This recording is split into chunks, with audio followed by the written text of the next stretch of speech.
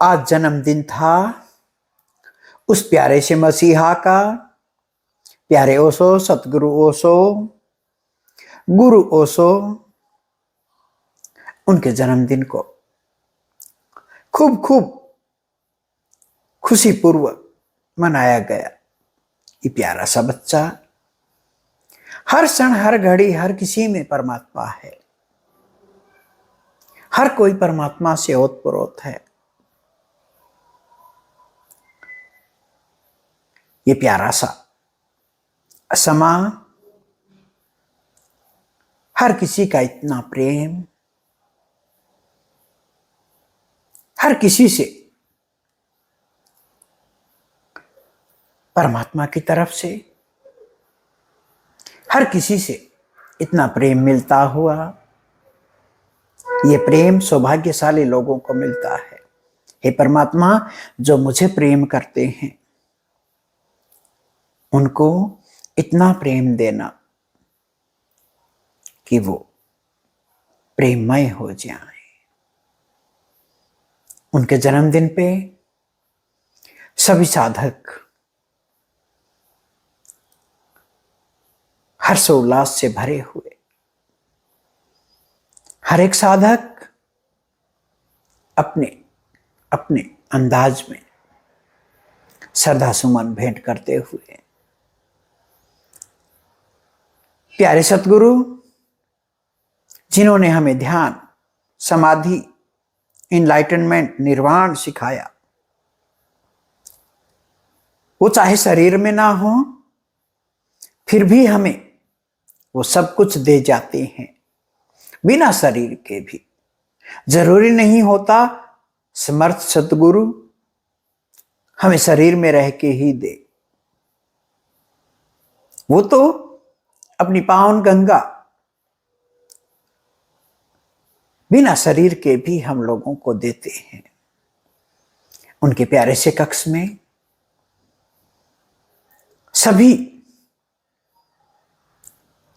ध्यान में डूबे, समाधि में डूबे। ये ध्यान है ईश्वर में छलांग। पंडित ध्यान नहीं कर पाता, पंडित ध्यान के संबंध में सोचता जरूर है।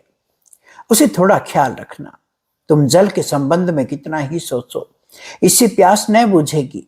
तुम चाहे जल संबंध में बड़ी बड़ी सुंदर सुंदर तस्वीरें बना लो, सागरों की तस्वीरें, अपने कमरों को जल की तस्वीरों से भर दो, सागर, सरोवर, निर्झर जल पर प्राप्त, लेकिन इसे तृप्ति नहीं मिल सकेगी। प्यास लगेगी तो ये तस्वीरें काम न आएंगी। और तुम भली भांति जानते हो कि भूख लगती हो तो पाक शास्त्र को पढ़ने से नहीं मिटती। लेकिन अजीब है आदमी, जब उसे परमात्मा की भूख लगती है वह गीता पढ़ता है, कुरान पढ़ता है, बाइबल पढ़ता है। भूख झूठी होगी। अगर भूख सच्ची होती तो तुम किसी सतगुरु के चरण में होते, किसी प्रबुद्ध व्यक्ति का हाथ पकड़ते, न कि पाक शास्त्र लिए बैठे रहते। और बड़े मजेदार लोग हैं, पाक शास्त्र को भी पढ़कर अगर तुम कुछ पकाओ तो भी ठीक। लोग रोज पाक शास्त्र का पाठ करते हैं, सुबह से रोज गीता का पाठ करते हैं। कृष्ण होना तो दूर, अर्जुन भी नहीं होते, मगर गीता कंठस्थ हो जाती है, पाक शास्त्र कंठस्थ हो जाता है तो वे एक एक बात बता सकते हैं कि रोटी कैसे पकाई जाती है, मिष्टान कैसे बनाए जाते हैं, मगर उनका खुद का जीवन सूखा जा रहा है, कोई रसधार नहीं है, क्योंकि जीवन को जो पोषण मिलना चाहिए नहीं मिल रहा। पाक शास्त्र पोषण नहीं देते। पाक शास्त्र को घोंट कर पी जाओ तो भी पेट नहीं भरेगा। बीमार भला हो जाओ मगर पेट नहीं भरेगा। धर्म शास्त्र से भी पेट नहीं भरता, आत्मा नहीं भरती। और ज्ञान और ध्यान का यही भेद है। ज्ञान है ईश्वर के संबंध में विचार और ध्यान है ईश्वर में छलांग। ज्ञान है पाक शास्त्र और ऊह पोह, और ध्यान है सद शब्दों से मुक्ति, ऊह पाहो से छुटकारा, मौन में प्रवेश। इसलिए महावीर ने अपने सन्यासियों को मुनि कहा है। ये सारे शब्द प्यारे हैं। मुनि का अर्थ है मौन में प्रविष्ट हो गया, लेकिन कितने जैन मुनि मौन में प्रविष्ट मालूम होते हैं। बैठे शास्त्रों को पढ़ रहे हैं और उन्हीं शास्त्रों को लोगों को समझा रहे हैं। मौन कहाँ है? बस मुनि हो गए हैं। आप सब किसी सतगुरु के चरणों में अपने आप को जानने की तरफ बढ़िए। उस जानने में बहुत कुछ छिपा है, उस जानने में सब कुछ छिपा है। उसके पास बैठ के अपना बुझा हुआ दिया जला लो। छोटे से बच्चे को भी समझ में आता है, पर हम लोग खोए हुए हैं, हम लोग बस खोए रहते हैं। रामकृष्ण परमहंस कहते थे, यदि तुम औरतों के पीछे भागने तथा धन कमाने में लगे समय का 10वां हिस्सा भी आध्यात्मिक साधना में लगाते तो कुछ वर्षों में संबुद्ध हो जाते हो। देखा रामकृष्ण हंस की बात। प्यारे परमहंस देव गलत नहीं कह रहे हैं। आइए ध्यान में छलांग लगाते हैं। आज हमने सभी ने मिलकर ध्यान में छलांग लगाई, उस परमात्मा में डूबे, उस मौन में डूबे। उस मौन में डूबने से आज का दिन तो और भी ज्यादा शक्ति से ओतप्रोत था। आज का दिन तो प्यारे ओशो का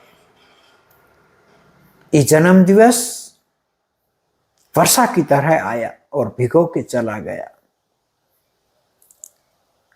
उसकी अमृत रूपी वर्षा, प्यारे सतगुरु की अमृत रूपी वर्षा हम सबको निहाल कर गई, डुबो गई उस पावन स्वाद में।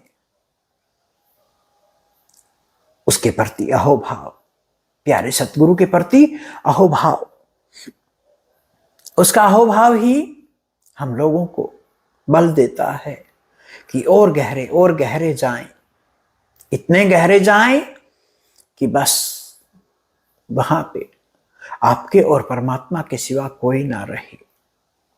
या यूं कहूं, जिन्होंने जाना वहां पे बस परमात्मा ही रह गया। बूंद तो खो गई सागर में, बूंद तो परमात्मा में खो गई। जो बचा वो खालिस ये शरीर बचा, जो एक दिन शमशान में चिता पे हवाले हो जाएगा। उससे पहले ही गुरु गोरखनाथ की याद आती है, हंसी बा खेली बा धरी बा ध्याना।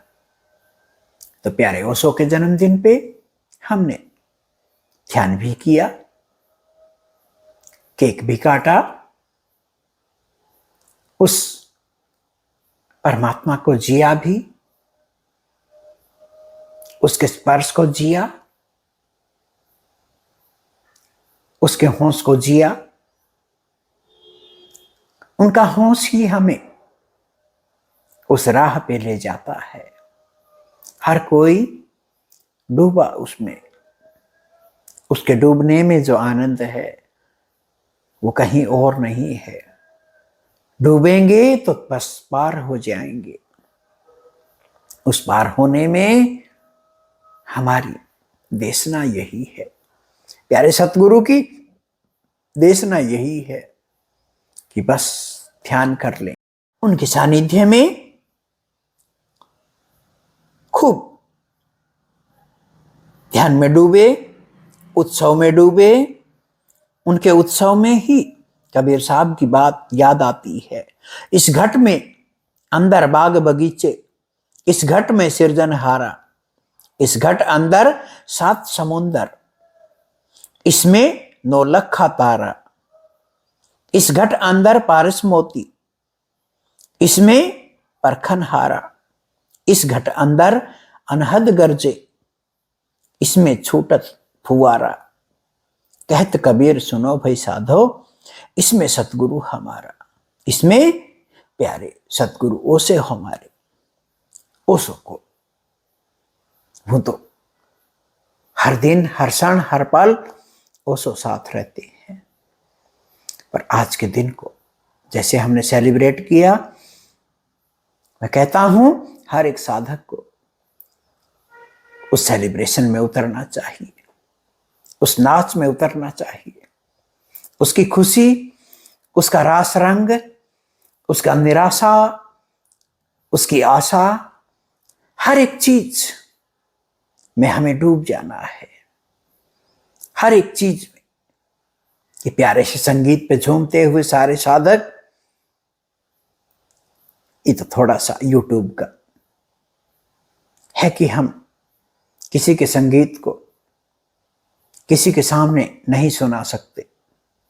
कोई नहीं, उसी का संगीत, उसी के हम, उसी का ये प्यारा सा संगीत और उसी का ये प्यारा सा मनोरम दृश्य, सभी झूमते हुए, सभी गाते हुए, हर किसी का धन्यवाद, हर किसी का एक एक सांस से धन्यवाद। उसके धन्यवाद में ही आनंद बरसता है, उसके धन्यवाद में ही हर एक पल उस परमात्मा में डूबा जाता है। रास्ता दिखाने वाले संसार में लाखों मिल जाते हैं, पर मंजिल पर पहुंचाने वाला केवल सतगुरु ही होता है। प्यारे सतगुरु के ये प्यारे वचन हर पल याद आते हैं। हर पल उनके कहे एक एक शब्द हमें सहस्त्रार पे परमात्मा की तरफ ले जाते हैं। सभी प्यारे साधक केक काटते हुए, सेलिब्रेशन तो होना ही चाहिए, पर इस सेलिब्रेशन में खुद को भी याद रखना है, होश को बढ़ाना है,